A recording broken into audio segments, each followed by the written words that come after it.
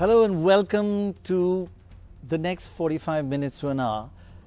It's a program which I must say I am really looking forward to, and I have to admit, and I've admitted to many in the newsroom, that I have admired Shyam Saran for many, many years. In fact, I totally agree with what Robert Blackwell, a former US ambassador to India, said about Shyam Saran. He said he's arguably the most brilliant Indian diplomat in the past 4 decades. Now, this is a new book that Shyam Saran's just written. It's called How India Sees the World. It is absolutely fascinating. I honestly think you should read it. It is written very simply, beautifully written, with complex concepts made easily accessible, I found. I would have added something to the title. I would have liked to have said, it's not only about India sees the world. I found it's a lot about how the world sees India, in fact. And that is as fascinating because how India has changed over time and how the world's perception of India has changed as India gets stronger economically.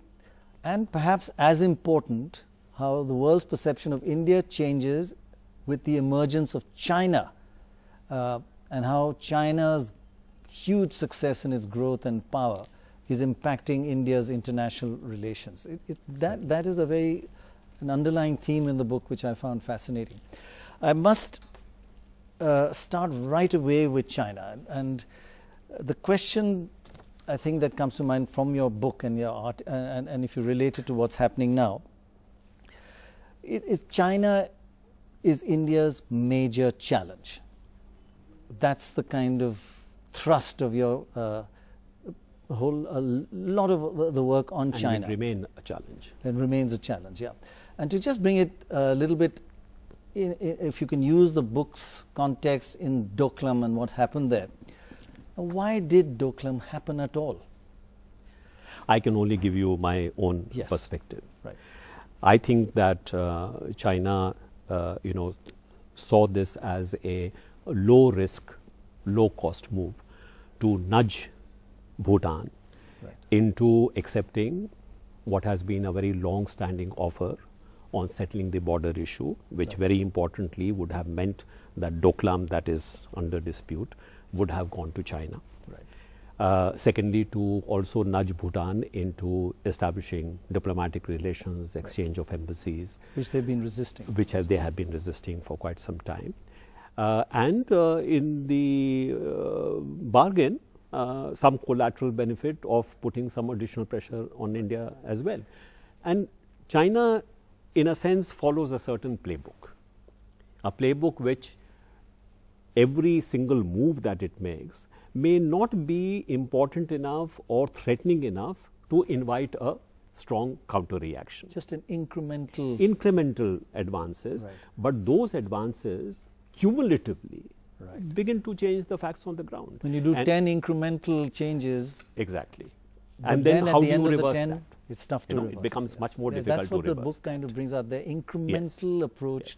And a good demonstration of that, Prannoy, is what has happened in the South China Sea. Exactly. Where you have had a series of these kind of incremental moves, none of which was serious enough to invite a strong reaction, whether from the US or whether from the Southeast Asian countries involved. And yet we have now ended up in a situation where really Chinese dominance of that region has become, in a sense, irreversible. It's fascinating, this incremental small moves, which they have actually a 5-year, 10-year plan, but they don't get there. They get to their objective very incrementally. Yes. And the dilemma for those who have to deal with it is at what point of time do you confront this?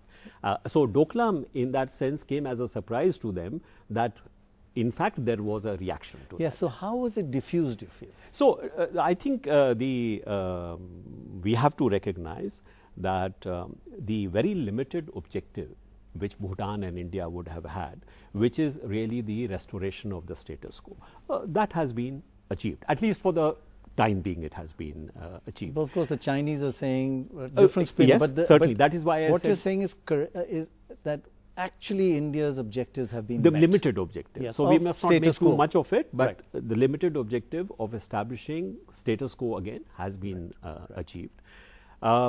And I think it was perhaps driven by the need for China and particularly Xi Jinping to ensure the success of the BRICS summit, in which China has invested quite a great deal, and to make certain that with respect to the forthcoming Party Congress, which is going to take place in October very soon, that there would be no sort of discordant element going towards that important meeting. So I think it was very much related to so that. Maybe the timing was not that good, and the surprise was that India actually reacted. Well, yes, I think the timing was not good because they did not anticipate that there would be this reaction. So they thought it was incremental enough for India to ignore, but it was a good. It was a good move to in a sense, yes, in retrospect. But can we just say what about the future now? So you know, the BRICS summit has just concluded. The Prime Minister is on his way to Myanmar for an official visit. Now, what has emerged from the meeting between, very important meeting between Xi Jinping and Prime Minister Modi, is that they have agreed that they would try to strengthen the mechanisms through which they can deal with issues such as Doklam. And that is a very encouraging outcome. That the two sides have agreed that they will strengthen their confidence building measures in this respect. So hopefully going forward, maybe if the Indian side and the Chinese side handle this relationship appropriately, then perhaps maybe such kind of incidents will be avoided. But given the history, can we sit back and react? I mean, no, we should never sit back and relax. I mean, can we say, okay, now it's under control? No, I think we should be relieved that what could be potentially a crisis which could have escalated has not, and that we have been able to bring the relationship with China back to some kind of an even keel, and that is an important step forward. Just tell me, in the larger China-India border dispute, which is a legacy for decades, especially what are the lessons from the 1962 war and Doklam and what's going to come in the future? Well, it's interesting that you should mention this because, you know, in the recent past, quite a lot of new archival material has become available. You have dug up a lot of new material on the 1962 war. Yes. So I found that fascinating. One of the very important things which has come out is that at least until 1958, there was not much dispute about the alignment of the border in the eastern sector, the so-called McMahon line. The Chinese were not happy with it, but they had conveyed quite clearly that even though they are not happy, for friendly relations between the two countries, they are willing to accept this alignment. In the eastern sector, that's towards Arunachal and all. That's right. So there was no reference to the western sector because in the early 50s, the western sector had not emerged as a issue of difference By the western sector, you mean the Aksai Chin area. Exactly. Now, in 1958, what happened was that for the first time, when the existence of the road through Aksai Chin became known to the Indian side actually put in a démarche with the Chinese side, in fact, laying claim to Aksai Chin and saying that this road has been built through, illegally built through Indian territory. When that happened, and Chinese sources make this explicitly clear. And you've got that in the book, actually. Yes, and they linked the two things together. So what they would not have been, meaning the eastern side with the western eastern side, which they had accepted. Right. Suddenly they said, "Well, I'm not sure about that." we will perhaps keep our claim alive in the eastern sector because it is going to be an important bargaining chip for asserting our claim in the western sector. And why did they really want that road in Because Aksai Chin? at that particular point of time, the communication links between mainland China and Tibet were very, very weak. You know, most of the easier access to Tibet was in fact from the Indian side. You know, so this road at that particular point of time was very, very important and critical for them. So that is why they laid such a lot of stress on why this had to be kept with China, and that is how, you know, the so-called package proposal came in. You keep what you have in the east, and we will keep what we have in the west. You know, which of course, as you know, we did not accept even after 1962. So then the war happened, and then a lot of post-facto analysis hasn't seen this point about the change that took place in 1958. Well, as I said, even though there may have been a general awareness of these issues, but it has not been explicitly as clear as it has now become available through the archival material which has become this trade-off and exactly. You learn a lot about Chinese strategy and diplomacy from that. Exactly. What about India strategy and diplomacy? I mean, many people say, does India have a global strategy, number one? Or is it just a legacy of the British Raj? Is that what you are? Well, I think this is very unfortunate that even a lot of Indian commentators seem to accept that there was no India before the British. By the way, I'm quoting others. I don't agree with it, but I wanted to know that's a criticism. Yes, but I think, especially while researching for this book, it has been very clear to me that the idea of India is actually a very ancient idea. The sense that there is a identifiable geographical space. The idea of India, exactly. Which many people say there's no such thing. Well, I think they are wrong. So there has been a very, very continuing kind of sense amongst Indians that they belong to something called India, which has a recognizable geographical space, which is also constitutes a shared cultural space. And it's not just the British that did it. No. No. So, many people, for example, do not realize that the first centralized empire, which covers most of what we call India today, actually dates back to the Mauryan Empire, which is 323 BC. China did not have a centralized empire until more than 100 years later. So in that sense, the idea of India dates back to even before China. Exactly. And mind you, I mean, there has been a certain continuity. So you had the Mauryan Empire, you had the Gupta Empire, you had the Mughal Empire, and yes, you had the British Empire as well.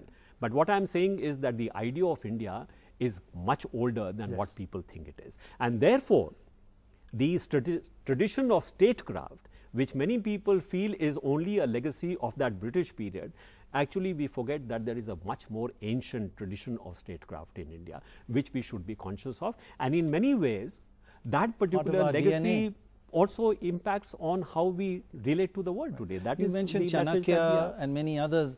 Exactly. And what is remarkable is that many of the elements which you find in Chanakyan statecraft is actually very relevant today. I don't want to make a mechanical kind of template in this respect. But the fact is that it's useful. It's part of our DNA. Very useful. If I had to ask you, and you do kind of answer it in the book, which nations will succeed now in this globalized world? What kind of nations? Well, number one, globalization is here to stay. Yes. And therefore, successful societies of the future, to my mind, are those which can actually deal with a globalized world.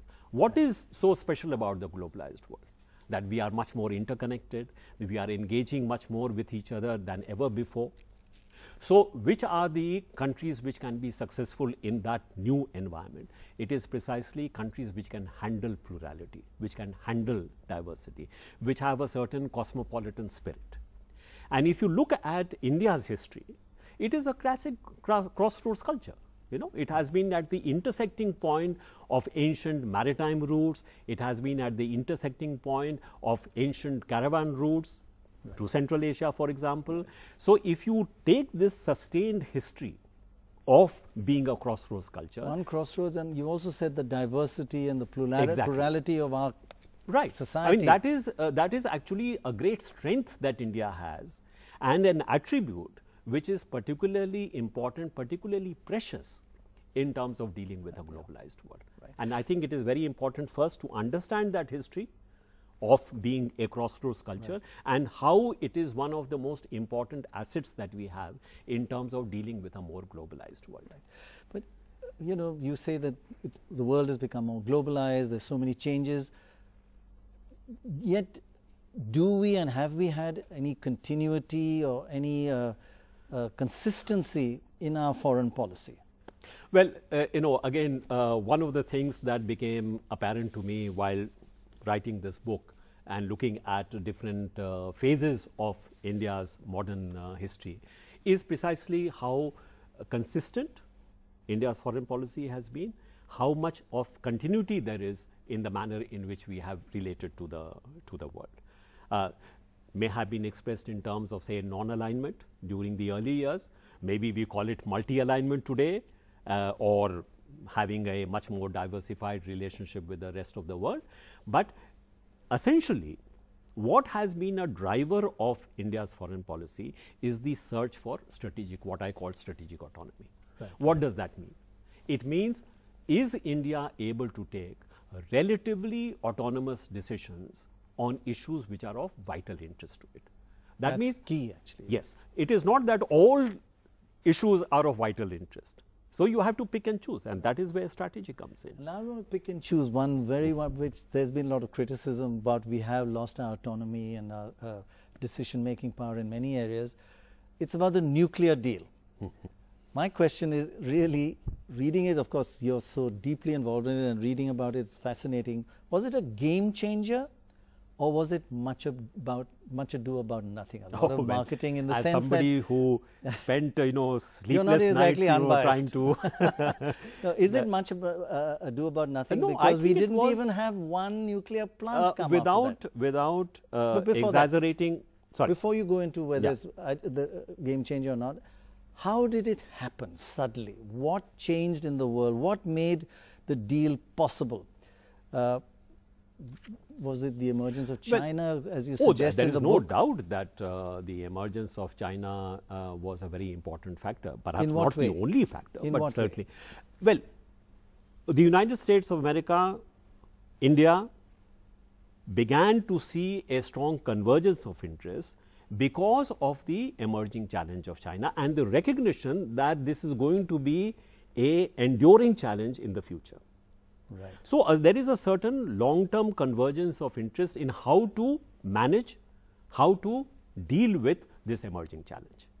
Oh, so that was a key very factor, important factor, a change in the American perception of the challenge of China. Exactly. So better tie up with India. Of course, there were other things as well. Right. I mean, the emergence of India as an IT power, as a knowledge power, looking at the economic opportunities that India presented post-liberalization. So there were other factors, but this was a very important factor. But one thing you do write in the book, and if you could explain that a little more, you say if India is to be a partner, it must stop being a target. Yes. So what we put across to the United States is that, yes, we recognize that we have this strong convergence and a long-term convergence. Yes, there is need for us to work together to our mutual benefit. But, in order to have that kind of long-term partnership, we cannot also be treated as a target at the same time, which is what was happening in terms of, the technology denial regimes which were targeting India after, first the 1974 nuclear test, and then certainly strengthened much more after So first they were just preventing us getting nuclear. Exactly. Then any technology kept on expanding to include a whole series of dual-use technologies. Anything to do remotely with nuclear was also, put in the same basket. Right. So we and then it was getting worse and worse as time went on. So we ended up by having almost like a wall around us. And many other countries followed the American... Exactly. So I think one of the very important takeaways from this nuclear deal was that because the nuclear was the key, in a sense, once that key was turned, a lot of these technology denial regimes fell by the wayside. So when we say, did we gain anything at all? So you're saying the first thing is, because we didn't even get one new nuclear plant, as I mentioned. That is the criticism. But there were other major advantages. What were they? So, with respect to the nuclear sector itself, don't forget that at the time when we were negotiating the nuclear deal, one of the main problems that we were facing was the shortage of nuclear fuel. Because of these restrictions that I mentioned, our access to the international market for nuclear fuel was very, very limited. Right. In fact, there was a danger of Tarapur even closing down. So one of the things which the nuclear deal has done is that today we have a series of long-term fuel supply agreements with a number of countries in the world. There is Russia, there is Uzbekistan, there is Mongolia, and also Australia, who are actually competing to sell uranium to India. Terms, So the nuclear fuel constraint is no longer an issue. Which was a for major. India. So while we may not have had new plants, at least our old plants can be. Yes, they can be, function. and we can look forward to the expansion of the nuclear energy sector without being worried about the fuel constraint. Yes. That is a very important thing. Okay.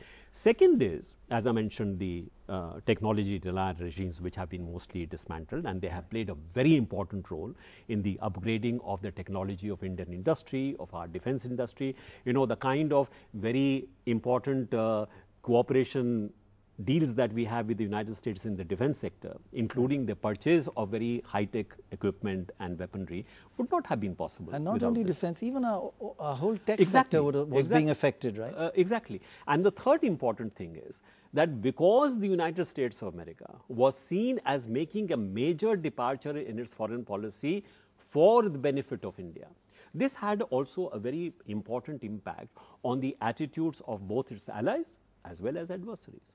So India's diplomatic space, in a sense, quite significantly is expanded, Right. and that was a major gain for us. So even though, as of now, we have not been able to establish a new, nuclear plant, many of them are in the pipeline. Maybe nothing has been constructed so far. We have been impacted, as you said, because of Fukushima, Yes. and its impact on public And the whole world has perception. changed their views a bit Exactly. about it. And maybe it's not a Exactly. bad thing that but everything else has meant that nuclear deal was a game changer in terms of the technology I have no environment. hesitation in saying that this was, I think, one of the most important breakthroughs that India was able What to about make. losing our autonomy in decision making? For example, and it's slightly misunderstood, and you'll clarify how our plants can be checked and monitored and people can visit it. Well, I think it is perhaps not well understood that the inspection regime applies only to those reactors which we have already identified as being civilian. Civil. They do not apply, and they are not expected to apply to those facilities, those reactors which are clearly in the strategic sector. Defense or anything Anything. strategic, Yeah. yes. And So- we've clarified, so nobody can go to those. No.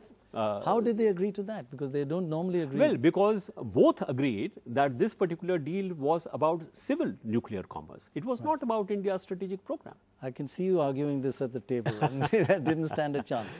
Yeah. So you feel the autonomy of decision making was not impacted? Was not impacted, and I know that some controversy had arisen about the some of the clauses in the Hyde Act, which allowed the United States to negotiate this nuclear deal, or in the 123 agreement itself, which actually set out the terms and conditions for cooperation. But what I would like to say is that there were three very important and permanent waivers which were given by this legislation.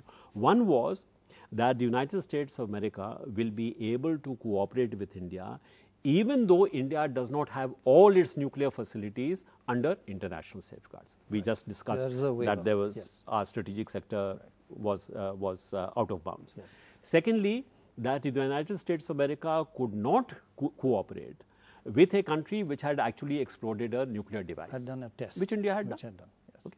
Third was, very importantly, that the United States of America will not be able to cooperate with a country which is engaged in the production of nuclear explosive devices, which India was. So these are three important, exactly, right. These are three important waivers that we got on a permanent basis. Now, frankly, And these that's are a huge waivers. Exactly.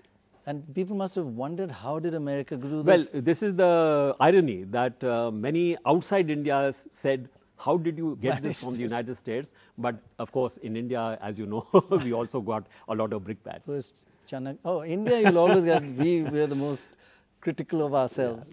Yeah. But in terms of getting these waivers, is it just because they were China was such a challenge that they really wanted to partner with India? Well, and was that the beginning of India and America becoming closer as partners, not against China, but at least as a protection? One, I think, is very, as we started, this particular conversation, that China was certainly a very important factor. But I would not like to say that China was the only factor. Right. As I said, I mean, India also represented an opportunity because of the economic reforms and liberalization. But that wouldn't have been enough on its There own. is also the very strong link provided by the Indian diaspora in the United States of America. So there were other factors. But frankly, those had been in existence and they were still Well, perhaps did not become as salient as they did Maybe during the this 4% growth rate going to 7-8%. Yes, that did change the perception of India. But I think no doubt that China was an important factor, not so much in terms of both trying to contain China, but how to manage the challenge of China. Exactly. Both as an opportunity, but also a possible potential threat. Yes, yes.